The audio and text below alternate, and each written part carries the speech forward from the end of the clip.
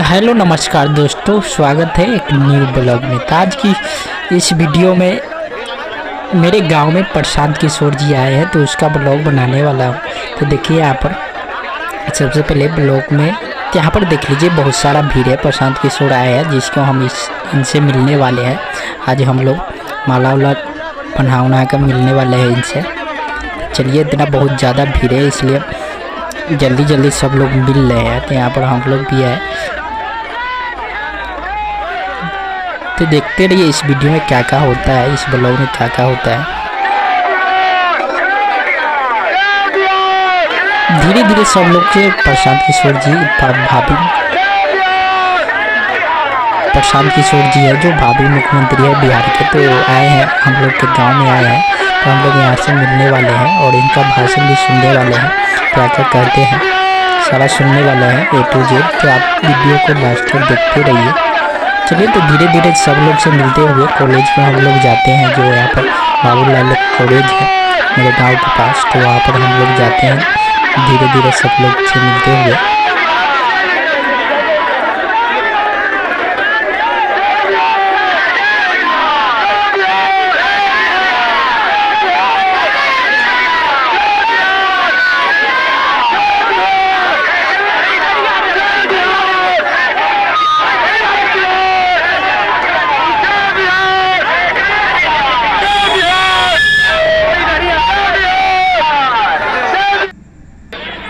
चलिए, तो हम लोग यहाँ पर मिलते हुए सब लोग से मिलते हुए यहाँ पर कॉलेज पर आ गए हैं। तो यहाँ पर चाय पानी की व्यवस्था है, तो यहाँ पर चाय पानी हो गया है। ये मेरे गांव के मुखिया जी है जो कुछ बोल रहे हैं।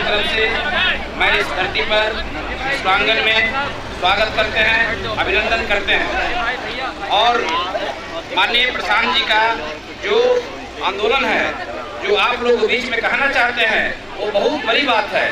आपके बच्चे के लिए सोच रहे हैं, आपके बच्चे की शिक्षा के लिए सोच रहे हैं, आपके बच्चे के हेल्थ के लिए सोच रहे हैं, आपके बच्चे आगे कैसे बढ़ के डॉक्टर इंजीनियर IAS करें, उस विचार के धारा पर माननीय प्रशांत जी चल रहे हैं। जो आज के वाणी से मैंने सुना, अपने पंचायत में भी इनका छोटा सा सभा कराए थे, जिसमें आज देखने को मिला कि हम माननीय प्रशांत जी का क्या नजरिया है। सभी नजरिया से हटके का नजरिया है कि समाज कैसे अच्छा बनेगा, समाज आगे कैसे डेवलपमेंट करेगा, समाज के हमारे बच्चे कैसे आगे बनेंगे, हमारे गांव की गरीबी कैसे खत्म होगी, बेरोजगारी कैसे खत्म होगी, शिक्षा जब अच्छा होगा तभी बेरोजगारी खत्म होगी। उस माननीय प्रशांत जी हमारे उस वाणी को आपके बीच रखेंगे। यहाँ पर देख लीजिए प्रशांत किशोर जी कुछ देर में भाषण देंगे। यहाँ पर देख लीजिए प्रशांत किशोर जी है जो बड़े बड़े नेता का सलाहकार रह चुके हैं। तो यहाँ पर मेरे गाँव में आए हैं, यहाँ पर कॉलेज में यहाँ पर पैदल यात्रा कर रहे हैं। लगभग 200 दिन से पैदल यात्रा कर रहे हैं। तो यहाँ पर कुछ हम लोग को बताने आए हैं। चलिए, तो देखते हैं क्या क्या कहते हैं प्रशांत किशोर जी। क्रम में हम यहाँ रुके हुए हैं। अब चूंकि आप इतनी बड़ी संख्या में यहाँ बैठे हैं, इसलिए मैं 2 शब्द कुछ बोलूंगा।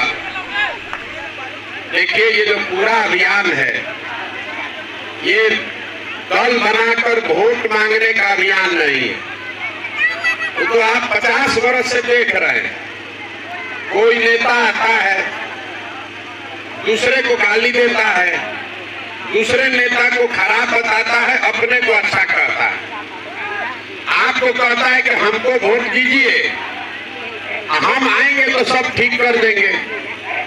आप अपने सोच से समझ से चुन कर किसी को वोट देते हैं, फिर जीतने के बाद वही दशा। और ये आज से नहीं हो रहा है, ये पिछला 50 वर्ष से हो रहा है। जब आप बच्चा होंगे तब भी आप इतना ही गरीब और परेशान थे। जो बच्चा था वो जवान हो गया, जवान आदमी बूढ़ा हो गया, नेता कहां से कहां चला गया, और आप और आपके बच्चे जो गरीबी में थे उसी में जी रहे। आप परेशान हैं कि किस पर भरोसा करें, कैसे ये सुधरेगा। तो हम पदयात्रा वही बताने के लिए कर रहे हैं। जब तक आपको अपने रोग का कारण नहीं पता चलेगा, तब तक उसका इलाज नहीं हो सकता है। आप समझिए कि आपकी गरीबी है क्यों, आप इतने गरीब क्यों हैं। इसलिए नहीं कि नेता चोरी कर रहा है, नेता तो दूसरे राज्य में भी सब बहुत चोर है, तो दूसरे राज्य का आदमी बिहार इतना तो गरीब नहीं है, बिहार में इतना क्यों गरीबी है? इस बात को समझिए। अगर वो समझ में आ जाएगा तो गरीबी से निकलने का रास्ता भी समझ में आएगा। देखिए, पूरा दुनिया में विद्वानों ने ये बताया कि गरीबी से 3 ही तरीके से निकला जा सकता है। पहला रास्ता है पढ़ाई। अगर आपका बाल बच्चा पढ़ेगा, पढ़ लिख के नौकरी कर ले, तो वो अपना जीवन सुधार सकता है। दूसरा रास्ता है खेती। अगर आपके पास जमीन हो तो खेती करके भी आप अपना जीवन सुधार सकते हैं। और तीसरा रास्ता है पैसा, पूंजी। अगर पढ़ाई नहीं है, खेती नहीं है, लेकिन हाथ में पैसा हो तो दुकान दौरी, रोजी रोजगार, व्यापार करके अपना जीवन सुधार सकते हैं आप। बिहार में आप देखिएगा तो ज्यादातर आदमी के पास ये तीनों में तीनों चीज नहीं है। आपके बच्चों के पढ़ने के लिए कोई व्यवस्था ही नहीं है। गरीब का बच्चा जो पढ़ने जा रहा है वो पढ़ाई नहीं कर रहा है, वो खिचड़ी खा के घरे आ जा रहा है। हम लोग साधारण परिवार के लड़के हैं, यही सरकारी स्कूल में बिहार में पढ़े हैं। हमारे अपने दादा मजदूर थे, बैलगाड़ी चलाते थे। अपने 9 बच्चों में एक बच्चा को मजदूरी करके पढ़ाए तो हमारे बाबूजी डॉक्टर बन गए। हमारे बाबूजी ने हमको पढ़ाया है तो अब हम खड़ा होकर भाषण दे रहे हैं। जब आपका बच्चा पढ़ेगा ही नहीं तो मजदूर नहीं बनेगा तो कलेक्टर बनेगा। तो सरकार यहाँ ऐसा व्यवस्था किया है कि कोई गरीब का बच्चा पढ़े नहीं, सब अनपढ़े रहे। तो मान लीजिए कि पढ़ाई तो नहीं है, आप ये कह सकते हैं कि भैया खेती से काहे नहीं सुधार हो रहा है। खेत में आप 10 घंटा 12 घंटा काम करते हैं, तो आपको वो समझा रहे हैं कि खेती से आपका विकास क्यों नहीं हो रहा।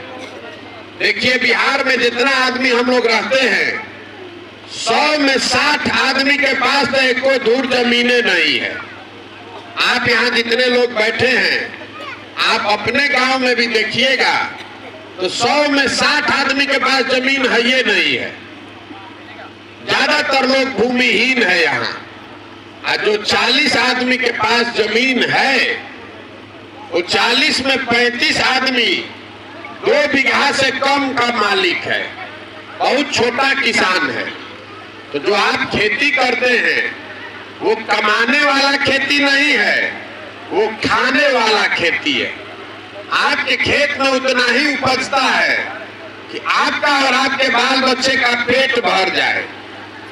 आप गेहूं बोए हैं, उसमें सरसों तीसी छींटे हैं, इसलिए नहीं कि सरसों तीसी बेच कर रुपया आएगा, इसलिए कि अगर सरसों तीसी हो जाएगा तो तेल नहीं खरीदना पड़ेगा।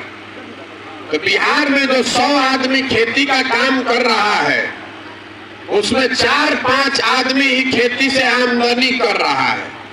बाकी आदमी चाहे खेती करके पेट भर रहा है, चाहे खेत में मजदूर है।